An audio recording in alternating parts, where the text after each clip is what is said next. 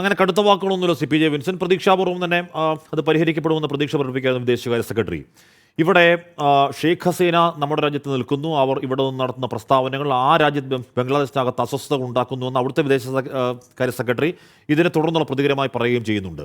ഷെയ്ഖ് ഹസീനയ്ക്ക് അഭയം നൽകാനുള്ള തീരുമാനം അതൊരു പാളിപ്പോയ തീരുമാനമാണോ CPJ വിൻസെന്റ്? അല്ല, അത് സ്വാഭാവികമായിട്ടും ലോകത്തിൻ്റെ പല ഭാഗങ്ങളിലും ഇത് സംഭവിക്കുന്നതാണ്. ഏത് ഭരണാധികാരിയാണെങ്കിലും അവർ അഭയം ചോദിച്ചാൽ സ്വാഭാവികം കൊടുക്കും. മാത്രവുമല്ല, ഇന്ത്യയുമായിട്ട് വളരെ അടുത്ത ബന്ധം പുലർത്തിയ ഒരു പ്രധാനമന്ത്രിയാണ് ഷെയ്ഖ് ഹസീന. വളരെ അടുത്ത സൗഹൃദമുണ്ടായിരുന്നു. നരേന്ദ്രമോദിയും ഹസീനയും സഹോദരന്മാരെ പോലെ ആയിരുന്നല്ലോ പെരുമാറിയിരുന്നത്. അവരുടെ സംഭാഷണങ്ങളിൽ പോലും എൻ്റെ സഹോദരി എന്ന് പലപ്പോഴും നരേന്ദ്രമോദി അഭിസംബോധനയൊക്കെ ചെയ്യുന്ന സാഹചര്യം നമുക്കറിയാവുന്നതാണ്. അപ്പോൾ സ്വാഭാവികമായിട്ടും അവിടുത്തെ ഭരണാധികാരിയുമായിട്ടും അവിടുത്തെ രാജ്യവുമായിട്ടും ബംഗ്ലാദേശുമായിട്ടും വളരെ അടുത്ത സൗഹൃദം ഇന്ത്യ പുലർത്തിയിരുന്നു. അപ്പോൾ അവർ അവിടെ നിന്ന് ഒരു രാഷ്ട്രീയ അഭയം തേടുന്ന സന്ദർഭത്തിൽ ഇന്ത്യ അഭയം കൊടുത്തത് സ്വാഭാവികമാണ്, അത് സംഭവിക്കാം. അതുപോലെ സിറിയയുടെ സൗഹൃദ രാജ്യമാണ് റഷ്യ. അതുകൊണ്ടാണ് ബാഷർ അൽ അസദ് രക്ഷപ്പെട്ട് മോസ്കോയിലേക്ക് പോകുന്നത്. അത് സ്വാഭാവികമായിട്ടും സംഭവിക്കാവുന്ന കാര്യമാണ്. അല്ല, ഞാൻ പറഞ്ഞു അതൊരു കാരണമായി അവിടുത്തെ ന്യൂനപക്ഷങ്ങൾ കുറച്ചുകൂടി ആക്രമണം നേരിടേണ്ടി വരുന്നെങ്കിൽ അതുകൊണ്ടാണ് എൻ്റെ ചോദ്യത്തിന്റെ പ്രസക്തി ശ്രീ വിൻസെന്റ്. അങ്ങനെ അല്ല, ബംഗ്ലാദേശിലെ ന്യൂനപക്ഷം ഇന്ത്യയും രണ്ടും രണ്ടാണല്ലോ. ബംഗ്ലാദേശിലെ ന്യൂനപക്ഷങ്ങൾ ബംഗ്ലാദേശിലെ പൗരന്മാരാണ്. അവരുടെ ജീവനും സ്വത്തിനും സംരക്ഷണം കൊടുക്കേണ്ട ഉത്തരവാദിത്വം ബംഗ്ലാദേശ് ഗവൺമെൻറ്റിനാണ്. അവർ ബംഗ്ലാദേശിൻ്റെ പൗരന്മാരാണ്. അപ്പോൾ ബംഗ്ലാദേശിൽ ഇന്ന് ശക്തമായൊരു ഭരണക്രമമില്ല. തിരഞ്ഞെടുക്കപ്പെട്ട പ്രസിഡന്റ് അവിടുന്ന് ഇന്ത്യയിൽ അഭയം തേടിയിരിക്കുന്നു. അവിടെ ഒരു ഇൻ്ററിം ഗവൺമെൻറ്, താൽക്കാലിക ഗവൺമെൻറ്, ആ ഗവൺമെൻറ്റിൻ്റെ തലവൻ സർക്കാരിൻ്റെ ഉപദേഷ്ടാവ് എന്ന പേരിലാണ് അവിടെ അധികാരം കൈയാളുന്നത്. അദ്ദേഹത്തിന് അവിടെ ധാക്കയിലും മറ്റ് നഗരങ്ങളിലും ന്യൂനപക്ഷ വിഭാഗങ്ങൾ, ഹിന്ദുക്കൾ മാത്രമല്ല ന്യൂനപക്ഷ വിഭാഗങ്ങൾ വ്യാപകമായി മോബ് ലിഞ്ചിങ്ങിന് വിധേയമാകുന്നു, ആൾക്കൂട്ട അക്രമത്തിന് വിധേയമാകുന്നു. അത് തടയാൻ കഴിയുന്നില്ല. അവിടെ സ്റ്റേറ്റിൻ്റെ തകർച്ചയുടെ ചിത്രമാണ് നമുക്ക് അവിടെ കിട്ടുന്നത്. സ്റ്റേറ്റ് ഇല്ല, ഭരണകൂട തകർച്ചയുടെ ചിത്രം ബംഗ്ലാദേശിൽ നിന്ന് അവിടെ കിട്ടുന്നു. അത്തരത്തിൽ ഒരു ആഭ്യന്തര സംഘർഷത്തിലേക്ക് നീങ്ങുന്ന സാഹചര്യത്തിൽ അവിടെ എന്ത് ചെയ്യാൻ സാധിക്കും? അത് ഡിപ്ലോമസിയുടെ മാർഗത്തിലൂടെ തന്നെ പറ്റുള്ളൂ. ശ്രീനിവാസൻ സാർ പറഞ്ഞത് വളരെ ശരിയാണ്. നമുക്കിപ്പോൾ പട്ടാളത്തെ അങ്ങോട്ട് അയക്കാനൊന്നും പറ്റുന്ന കാര്യമല്ല. പക്ഷേ സമ്പൂർണമായ തകർച്ചയിലേക്ക്, ഇപ്പോൾ സിറിയയിലൊക്കെ സംഭവിച്ചതുപോലെ ഒരു വലിയ ആഭ്യന്തര സംഘർഷത്തിലേക്ക് ആ രാജ്യം കുത്തിക്കഴിഞ്ഞാൽ ഏറ്റവും അധികം അഭയാർത്ഥികൾ വരുന്നത് ഇന്ത്യയിലേക്കായിരിക്കും. അത്തരത്തിലൊരു വ്യവസ്ഥയുടെ തകർച്ച ഉണ്ടാവാതെ നോക്കാൻ നമുക്ക് കഴിയണം. അതിനൊരു പ്രൊവാക്റ്റീവായിട്ടുള്ള ഇൻ്റർവെൻഷൻ വേണ്ടി വരും. ആ നിലയ്ക്കാണത് പറയേണ്ടത്. അതുപോലെ കെ.വി. ഹരിദാസ് സാർ പറഞ്ഞതിൽ ഒരു ചെറിയ മാറ്റമുണ്ട്. ഞാനിപ്പോൾ ഗൂഗിൾ ചെയ്ത് നോക്കുമ്പോൾ 13.1 മില്യൺ ഹിന്ദുക്കളാണ് അവിടെയുള്ളത്. അത് അവരുടെ ടോട്ടൽ പോപ്പുലേഷൻ്റെ 7.95%. അതുപോലെ പല ട്രൈബൽ വിഭാഗങ്ങളെയും ഹിന്ദു എന്ന ഗണത്തിൽ പെടുത്തിയിട്ടില്ല. അവർ മുസ്ലിമുകളെ ഗണത്തിൽ പെടുത്താൻ പറ്റില്ല. അതും കൂടെ ചേർത്ത് കഴിഞ്ഞാൽ ഡോക്ടർ ഫസൽ ഗഫൂർ സൂചിപ്പിച്ചത് വളരെ കറക്റ്റാണ്. ഒരു 12% ആളുകൾ അവിടെ വരും. അപ്പോൾ അതുകൊണ്ട് 1.3 എന്ന മറ്റോ കെ.വി. ഹരിദാസ് സാർ പറഞ്ഞു എന്നാണ് എൻ്റെ ഓർമ്മ.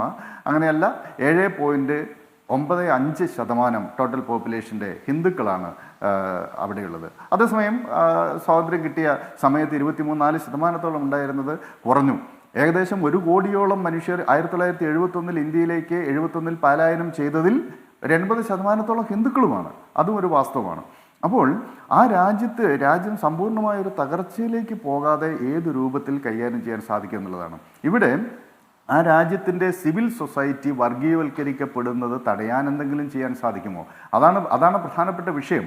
അവിടെ ബംഗ്ലാദേശ് നാഷണൽ പാർട്ടി എന്ന പ്രതിപക്ഷ പാർട്ടിയും ജമാഅത്തെ ഇസ്ലാമി അവിടെ ഹാർഡ് കോർ ഇസ്ലാമിസ്റ്റ് പ്രത്യയശാസ്ത്രം മുന്നോട്ട് വയ്ക്കുന്നു.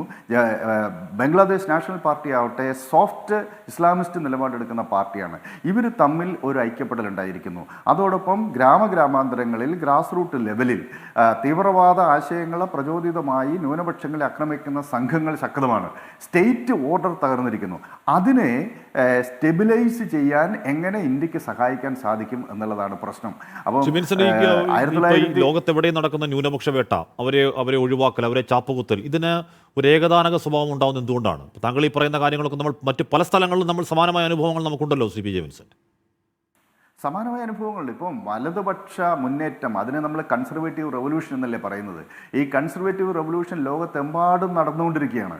വലതുപക്ഷ ശക്തികൾ അധികാരം പിടിച്ചെടുക്കുന്ന സ്ഥലങ്ങളിലെല്ലാം തന്നെ മറ്റ് വിഭാഗത്തിൽപ്പെട്ട ആളുകൾ ഒന്നുകിൽ മതവർഗീയതയെ അടിസ്ഥാനമാക്കിയിട്ടായിരിക്കും, വംശീയ ദേശീയതയെ അടിസ്ഥാനമാക്കിയായിരിക്കും, പ്രാദേശികവാദത്തെ മുൻനിർത്തിയായിരിക്കും. ഇത്തരത്തിലുള്ള നാഷണലിസ്റ്റ് ജിങ്കോയിസം, ഇപ്പോൾ ഇസ്ലാമിസ്റ്റ് നാഷണലിസ്റ്റ് ജിങ്കോയിസമാണല്ലോ അവിടുത്തെ ഈ സ്ട്രീറ്റ് വയലൻസ് നടത്തുന്ന ആളുകൾ മുന്നോട്ട് വയ്ക്കുന്നത്.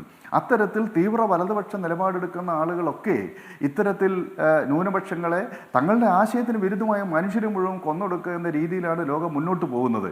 ഇപ്പോൾ നമ്മൾ തന്നെ ഇപ്പോൾ കേരളത്തിൽ നമ്മളിത് ചർച്ച ചെയ്യുമ്പോൾ തന്നെ കഴിഞ്ഞ 2 ദിവസങ്ങളായി ഹാഷ്മിക്ക് അറിയാം, കേരളത്തിലെ എത്രയോ ചാനലുകൾ നമ്മൾ സിറിയൻ വിഷയം ചർച്ച ചെയ്തു. പക്ഷേ ഇപ്പോഴാണ് ഇവിടെ വന്നിരുന്ന് ബംഗ്ലാദേശ് വിഷയത്തെക്കുറിച്ച് ചർച്ച ചെയ്യാൻ സാധിച്ചത്. എന്തുകൊണ്ടാണ് ഈ മാധ്യമങ്ങൾ പോലും ഇത്തരത്തിലുള്ള നിലപാടെടുക്കുന്നത്? എനിക്ക് വലിയ സങ്കടം തോന്നിയൊരു കാര്യമാണ്. കാരണം സിറിയയിലെ വിഷയം ചെറുതാണ് എന്ന അഭിപ്രായം അല്ല ഞാൻ പറയുന്നത്. പക്ഷേ ഇന്ത്യയെ സംബന്ധിച്ചിടത്തോളം വളരെ പരമപ്രധാനമായ കാര്യമാണ് നമ്മുടെ അയൽപക്കത്ത് നടന്നുകൊണ്ടിരിക്കുന്നത്. അവിടെ നടക്കുന്ന സംഭവങ്ങൾക്ക് നമ്മളുടെ ദൈനംദിന ജീവിതവുമായി ബന്ധമുണ്ട്, നമ്മുടെ നയങ്ങളുമായി ബന്ധമുണ്ട്, നമ്മുടെ രാഷ്ട്രീയത്തെ നിർണായകമായി ബാധിക്കുന്നതാണ്. അത്തരം പ്രശ്നത്തെക്കുറിച്ച് നമ്മളുടെ പൊതുസമൂഹം അറിഞ്ഞിട്ടും ചർച്ച ചെയ്യുന്നില്ല. അത് കേരളത്തിലെ കാര്യം പറയുന്നത്, അത് മീഡിയ കൂടി സ്വയം വിമർശനാത്മകമായിട്ട് പരിശോധിക്കേണ്ട ഒരു കാര്യമാണ്. എത്രയോ ചർച്ചകൾ സിറിയയുമായി ബന്ധപ്പെട്ട് നടത്തി. എന്തുകൊണ്ട് ഇന്നലെയും മിനിങ്ങാന്നൊക്കെ ആയിട്ട് വിവിധ ചാനലുകളിൽ പോയി ചർച്ച ചെയ്യാനുള്ള അവസരം എനിക്കും ഉണ്ടായി. ആ മേഖലയിൽ പഠിച്ച ഒരാളെന്ന നിലയിൽ സന്തോഷത്തോടുകൂടി ചർച്ചയിൽ പങ്കെടുത്തു. പക്ഷേ ഈ ബംഗ്ലാദേശ് വിഷയം അത് ഇന്ത്യയുടെ നയ കാര്യങ്ങളിലും ഇന്ത്യയിലെ ഇൻറ്റേർണൽ പൊളിറ്റിക്സിനെയും, പ്രത്യേകിച്ച് പശ്ചിമ ബംഗാൾ ഇവിടെ നിൽക്കുകയാണ്, അതിനെല്ലാം നിർണായകമായി ബാധിക്കുന്ന ഒന്നാണ്. അതിൽ ത്രിപുരയിൽ ബംഗ്ലാദേശിൻ്റെ മറ്റേ അവരുടെ ഇതിന് നേരെ ആക്രമണം ഉണ്ടായല്ലോ. അപ്പോൾ അതവർ അടച്ചുപൂട്ടി, അവർ കോൺസുലേറ്റ് അടച്ചുപൂട്ടി പോകുന്ന സാഹചര്യമുണ്ടായി. അപ്പോൾ ആസാമിലെ അതുപോലെ ത്രിപുരയിലെ അതിർത്തി സംസ്ഥാനങ്ങളിൽ ഇതൊക്കെ വലിയ പ്രാധാന്യമുള്ള, അതിനേക്കാളൊക്കെ തന്ത്രപരമായി ഏറ്റവും പ്രധാനപ്പെട്ട കാര്യം സിലിഗുരി കൊറിഡോറാണ്. ആ മേഖല നമ്മളുടെ ഒരു ബോട്ടിൽ നെക്കാണ്.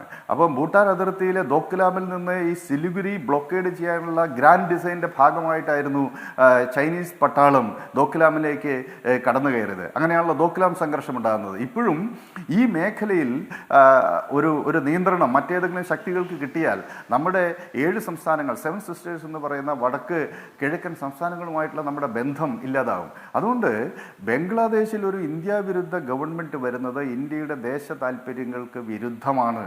ഇത്തരത്തിൽ വലിയ പ്രാധാന്യം ഇതിനകത്തുണ്ട്. ഈ പ്രാധാന്യത്തോടുകൂടി ഇന്ത്യയിലെ പൊളിറ്റിക്കൽ ക്ലാസും പൊതുസമൂഹവും ബംഗ്ലാദേശിൽ ഇപ്പോൾ വരുന്ന മാറ്റങ്ങളെ സൂക്ഷ്മതലത്തിൽ പരിശോധിക്കുകയും ചർച്ച ചെയ്യുകയും വേണം. അതല്ലാതെ ഇതൊരു ഹിന്ദു മുസ്ലിം പ്രശ്നം എന്ന നിലയ്ക്ക് ചുരുക്കി അവതരിപ്പിക്കുന്ന ഒരു ശീലവും കാണുന്നുണ്ട്.